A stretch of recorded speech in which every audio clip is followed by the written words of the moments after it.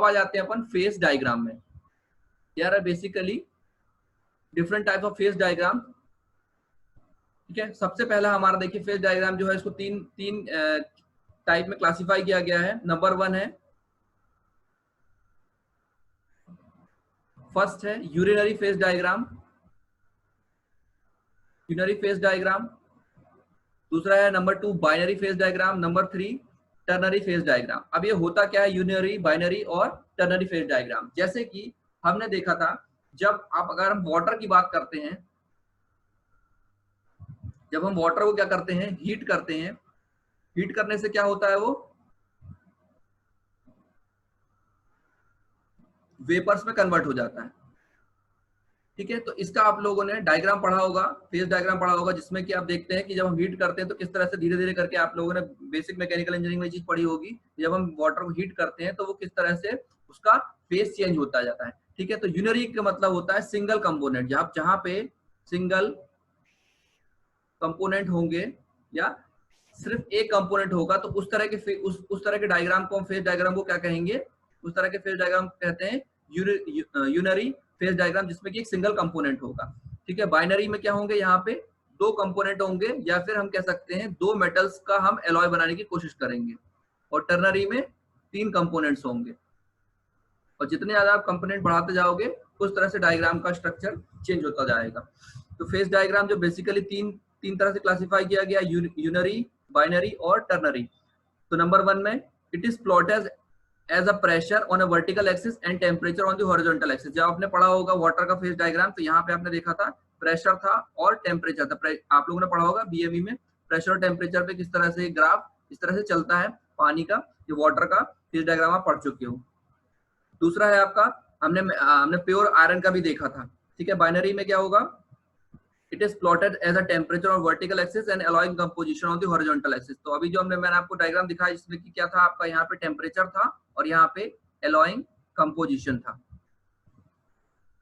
फिर उसके बाद इसमें भी यही होता है, वर्टिकल एक्सिस में आपका अलॉय होता है, वर्टिकल एक्सिस में टेम्परेचर होता है और अलॉइंग कंपोजिशन यहाँ पे सेम इसी तरह का ये भी यही रहता है, लेकिन बस इसमें ये हो जाता है यहाँ पे आपके कंपोनेंट जो होते हैं वो बढ़ जाते हैं।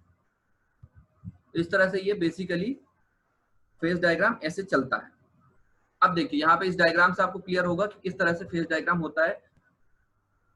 यूरिनरी लिखा हुआ है यहाँ पे, ठीक है। Number 2 binary, number 3 ternary phase diagram. तो इसमें आप देखिए सबसे पहला जो हमने पढ़ा था सिंगल कंपोनेंट वाला, अगर सिंगल कंपोनेंट का होगा तो वहां पे क्या होगा, एक एक्सिस में आपका प्रेशर रहेगा, ठीक है, और दूसरे एक्सिस में आपका टेम्परेचर रहेगा, ठीक है।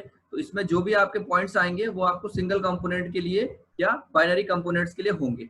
नंबर टू में देखिए जहाँ पे आपका एक वर्टिकल एक्सिस में टेम्परेचर रहेगा और हॉरिजॉन्टल एक्सिस में अलॉइंग कंपोजिशन। अलॉइंग कंपोजिशन का मतलब यही है परसेंटेज कितना है किसी मेटल का, ए या बी की हम बात करते हैं, तो यहाँ पे ए और बी का कितना परसेंटेज, ए का हो सकता है आपका, ए का हो सकता है 5% हो, बी का 95% हो। तो डिपेंड करता है इस पॉइंट पे या इस एक्सिस पे किस जगह पे है हम, ये बताता है हमको, ठीक है। हो सकता है अगर ए और बी है तो ए का यहाँ से 0 से स्टार्ट होगा, यहाँ 100 पे जाएगा, और यहाँ पे हो सकता है बी 100 से स्टार्ट हो और 0 तक जाए। तो इस तरह से ये अलग अलग पॉइंट्स पे अलग अलग कंपोजिशन दिखाता है, और ये जो लाइन वर्टिकल एक्सिस से टेम्परेचर को डिफाइन करती है। तो पर्टिकुलर मान लीजिए हम इस पॉइंट की बात करें तो हम क्या करेंगे, इस लाइन को यहाँ मिलाएंगे और इस लाइन को यहाँ मिला करके हम ये देख सकते हैं कि इस पर्टिकुलर पॉइंट पे एक्स, ए और बी का क्या कंपोजिशन था और किस टेम्परेचर पे वो क्या प्रॉपर्टीज दिखाता है या क्या उसके माइक्रोस्ट्रक्चर्स जनरेट होकर के आते हैं। तो ये कहलाता है हमारा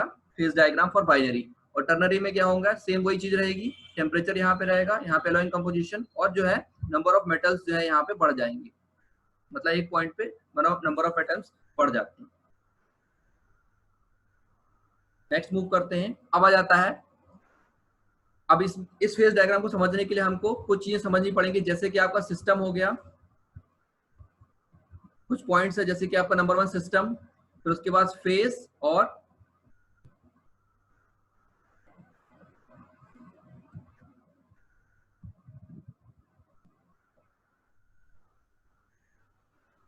system, phase and structural constituent. जो मैंने आपको बताया था, स्ट्रक्चरल कॉन्स्टिट्यूएंट मतलब अलग अलग तरह के स्ट्रक्चर जनरेट होते हैं। तो सिस्टम क्या होता है, सबसे पहले समझिए सिस्टम। बेसिकली सिस्टम क्या होता है, system is a substance or a group of substance so isolated from the surrounding that it is unaffected by these and it is subjected to the change in overall composition, temperature, pressure and total volume only to the extent allowed by the investigator. इसका मतलब ये है कि system वो system होता है जब हम किसी एलॉय को जनरेट करते हैं तो वो सिस्टम की बात होती है, जैसे आप लोगों ने बेसिकली पहले पढ़ा होगा सिस्टम का मतलब एक क्लोज्ड पॉइंट की हम बात करें, क्लोज सरफेस की बात करके उसके अंदर जो भी चीजें अवेलेबल होती है उसको हम सिस्टम कहते हैं। यहाँ पे क्या होगा, ये आपका सराउंडिंग है, इस सराउंडिंग से क्या रहता है, आइसोलेटेड, मतलब इससे इसका कोई इफेक्ट नहीं पड़ता, सराउंडिंग से बिल्कुल ये सेपरेट होता है और सिर्फ हम उस पर्टिकुलर एरिया की बात करें जहां पे हम उसको स्टडी कर रहे हैं उस पॉइंट को कहा जाता है सिस्टम। ठीक है। Number 2, a system may be composed of gases, liquid, solid और any combination of them and may involve metal, non metals either separated और इन कॉम्बिनेशन। इसका मतलब यहाँ पे क्या हो सकता है, यहाँ पे गैस सॉलिड भी हो सकता है, सॉलिड भी हो सकता है, लिक्विड भी हो सकता है, गैस भी हो सकता है, तीनों चीजें हो सकती हैं या अलग अलग हो सकता है, या फिर यहाँ पे मेटल्स हो सकते हैं, नॉन मेटल्स हो सकते हैं, या फिर दूसरी चीज आपका ये आपस में मिले हुए हो सकते हैं या फिर सेपरेट हो सकते हैं। यहाँ पे लिखा हुआ है आइदर दे आर सेपरेटेड और इन कॉम्बिनेशन, या ये हो सकता है कि सॉलिड लिक्विड का मिक्सचर हो, तो किसी भी तरह का कॉम्बिनेशन जो होता है वो सिस्टम के अंदर जनरेट हो सकता है।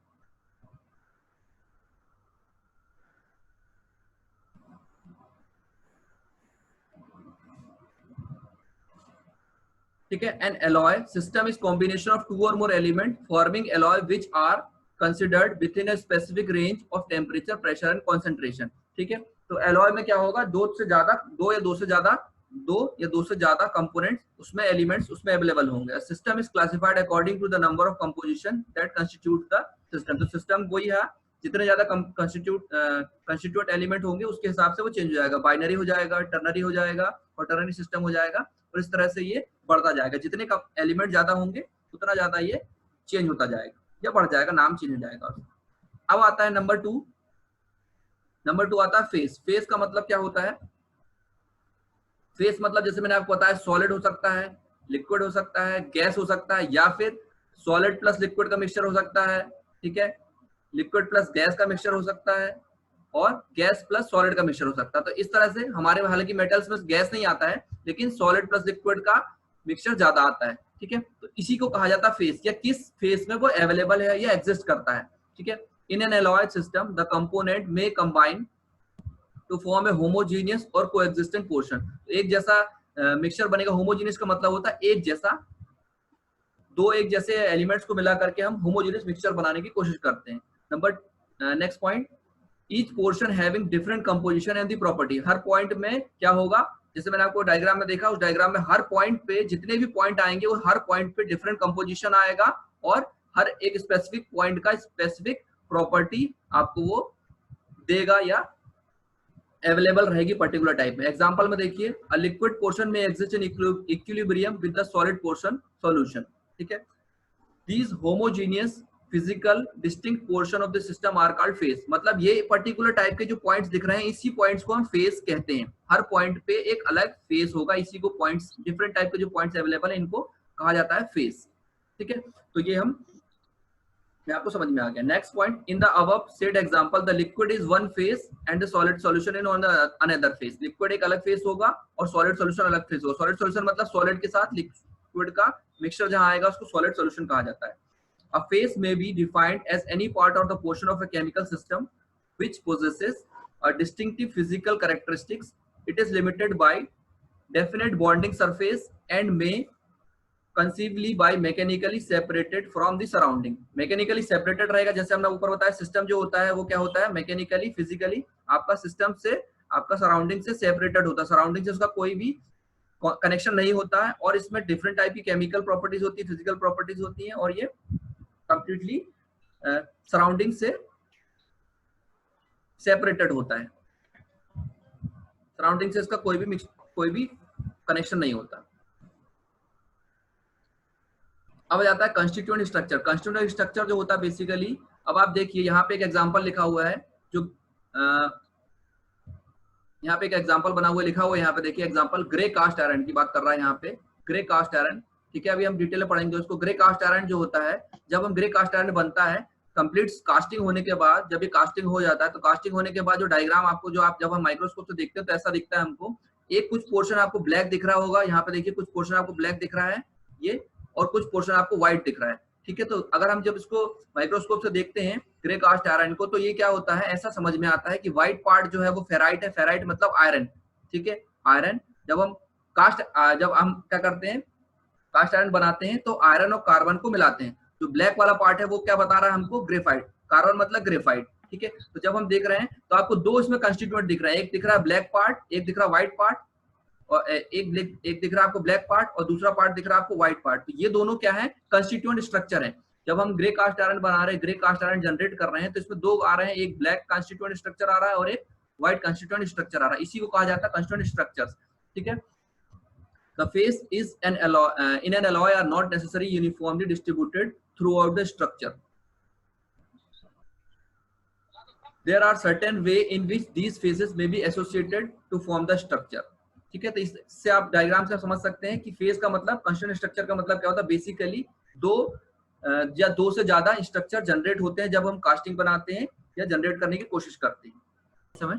ठीक है, तो इसको समझिए।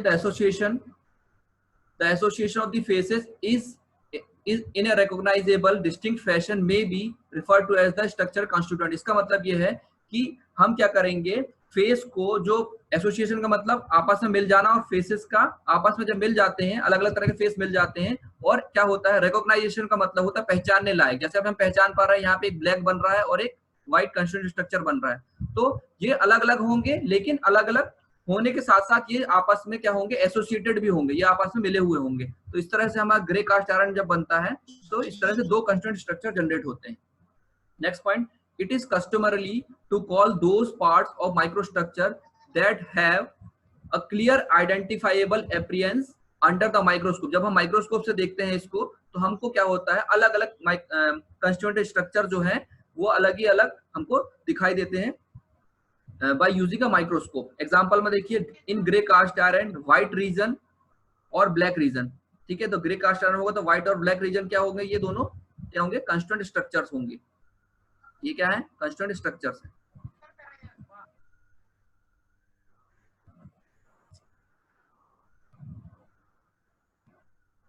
ये है दो कंस्टिट्यूएंट स्ट्रक्चर। फिर उसके बाद eutectic is the constituent structure of the alloy. ये यूटेक्टिक हम डिटेल में पढ़ेंगे।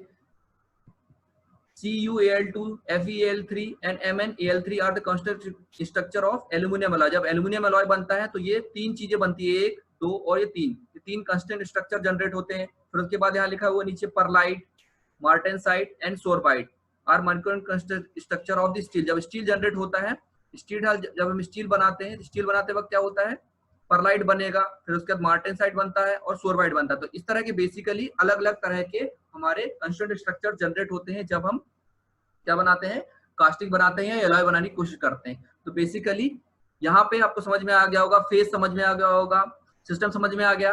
एक क्लोज रीजन जिसको हम जिसका बाहर से किसी तरह से कोई कनेक्शन नहीं होगा उसको कहेंगे फेज सिस्टम।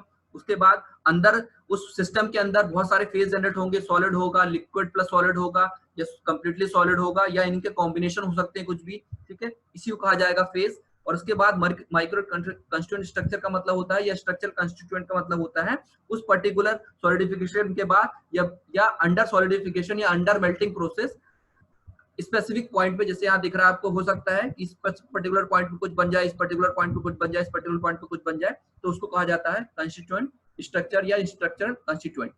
तो यहाँ पे हमारी बेसिकली